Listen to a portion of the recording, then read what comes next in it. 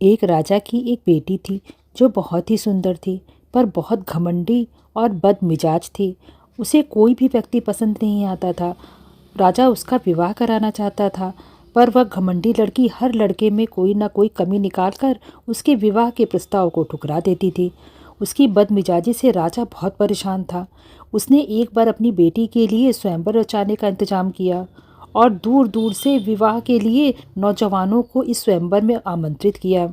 सभी नौजवानों को उसने उनकी हैसियत के हिसाब से उनके स्थानों पर बिठाया। इसके बाद उसने अपनी बेटी को उन राजाओं और राजकुमारों की सभा में बुलवाया ताकि वह अपनी इच्छा से किसी को भी अपना पति चुन सके।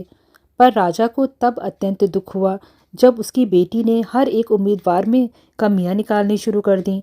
उसके लिए कोई बहुत मोटा था तो कोई बहुत पतला, कोई बहुत लंबा था तो कोई बहुत छोटा।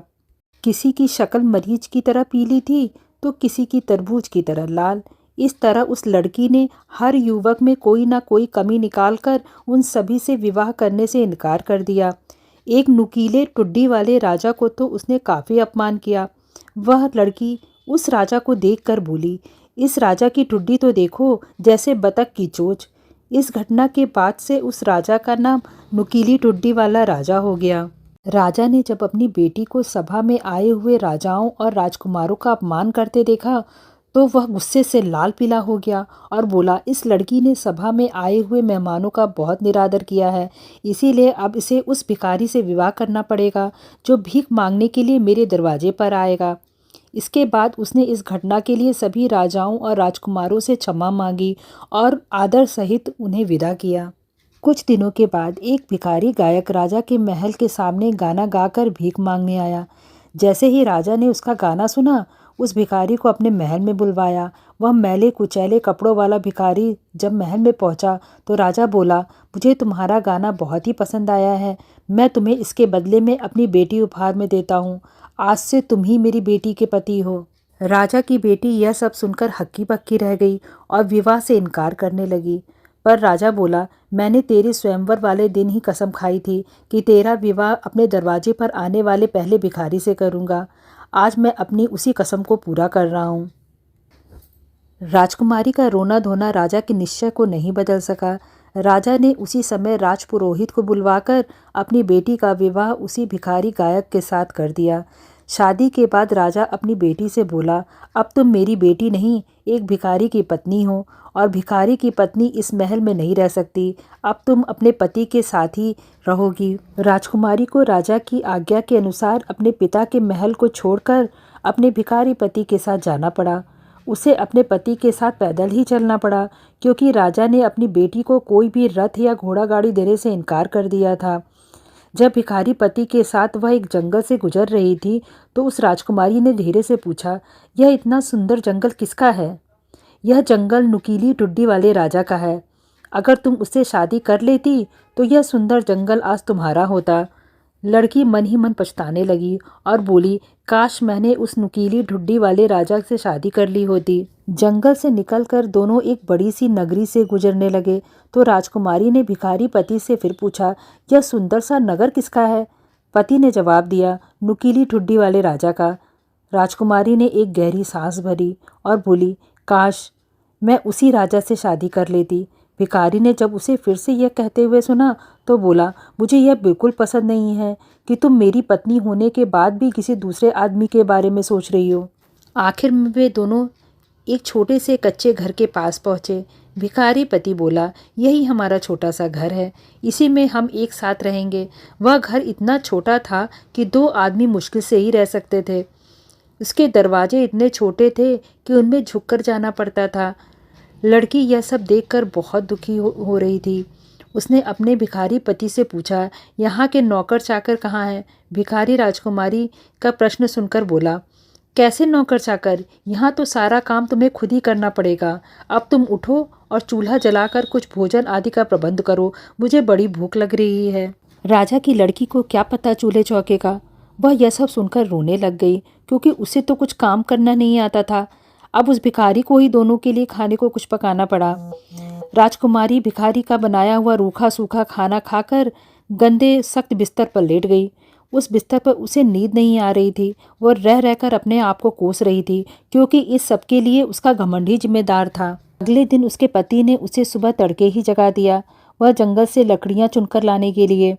राजकुमारी को लकड़ियाँ चुनने के लिए जंगल में जाना पड़ा। इसी तरह रोते धोते कुछ दिन बीत गए। घर में जो थोड़ा बहुत खाने का सामान था वह भी खत्म होने लगा। तब भिखारी पत्नी से बोला, देखो, ऐसे हाथ पर हाथ धरे बैठे रहने से काम नहीं चलेगा। हम दोनों कुछ काम करना पड़ेगा।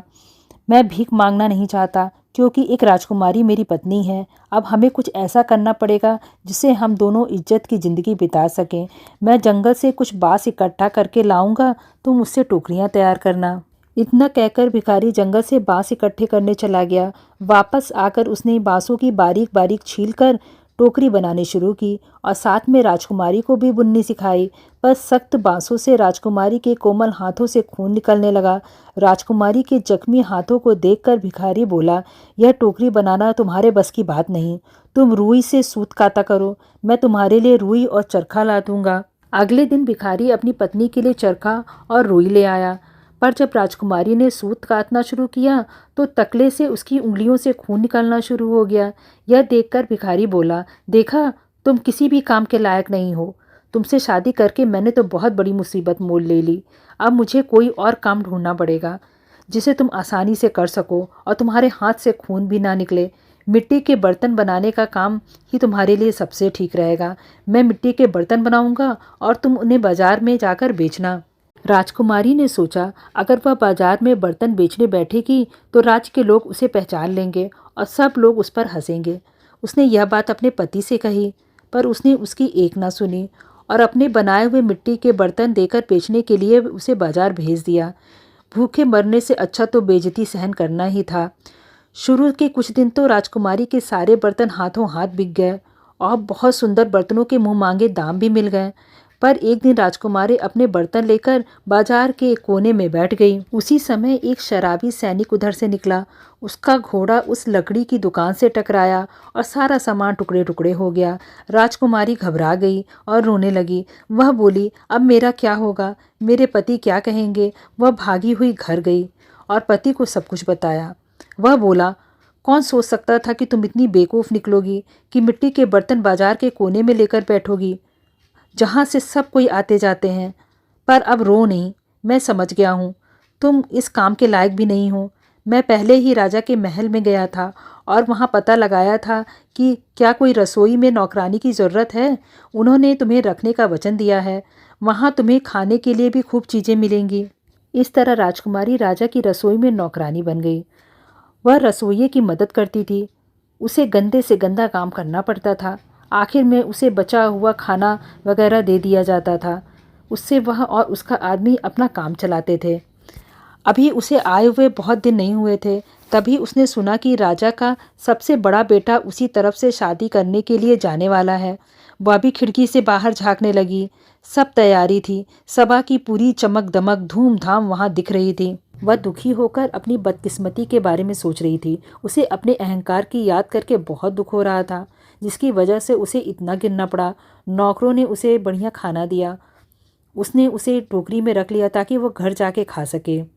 जब वह बाहर निकल रही थी तभी अचानक राजा का पुत्र मखमली और रेशमी वस्त्र पहने, गले में सोने की जंजीर डाले वहाँ से जा रहा था। जब उसने उस खूबसूरत महिला को दरवाजे के पास खड़ा देखा तो उसने उसका हाथ पकड़ लिया और उसके साथ नृत्य करने के लिए कहने लगा, लेकिन उसने इनकार कर दिया। वह डर गई क्योंकि उसने देखा वह नुकीली टुड्डी वाला राजा ही था, वह प्रेमी जिसे उसने घृणा के साथ अस्वीकार कर दिया था। उसने अपने आप को छुड़ाने की बहुत कोशिश की, परंतु उसे हॉल में खींच कर ले गया। उसकी जेब में बंधी डोरी टूट गई और बर्तन फर्श पर गिर पड़े। सूप इधर उधर बिखर गए। लोगों ने यह देखा, सभी उस पर हंस पड़े और उसका मजाक उड़ाने लगे। वह शर्म से जमीन पर गड़ी जा रही थी। वह दरवाजे के बाहर कूद गई और भागना चाहती थी, लेकिन एक आदमी ने उसे सीढ़ियों पर पकड़ लिया और वापस ले आया। और जब वह उसने उसकी ओर देखा तो वह फिर से नुकीले टुड्डी वाला राजा ही था। उसने दया से उससे कहा, डरो मत, मैं और उस दयनीय झोपड़ी में तुम्हारे साथ रहने वाला भिखारी गायक एक ही हैं। तुम्हारे प्यार के लिए मैंने यह सब कुछ किया है और मैं ही वह शराबी सैनिक था जिसने तुम्हारे बर्तन तोड़े थे। यह सब तुम्हारे घमंडी आत्मा को नम्र करने के लिए किया गया है, और जिस घमंड से तुमने मेरा उपहास किया है उसके लिए तो दंड मिलना ही था। तब वह फूट फूट कर रोने लगी और कहने लग गई, मैं गलत थी, मैं आपकी पत्नी होने की योग्य नहीं हूँ। लेकिन उसने कहा, धैर्य रखो, बुरे दिन बीत चुके हैं, अब हम अपनी शादी का जश्न मनाएंगे। तब नौकरानियाँ आईं और उसे सबसे शानदार कपड़े पहनाए, और उसके पिता और उसका पूरा दरबार आया और नुकीली टुड्डी वाले राजा के साथ उसके विवाह में उसकी खुशी की कामना की, और उनकी सच्ची खुशी अब शुरू हुई थी।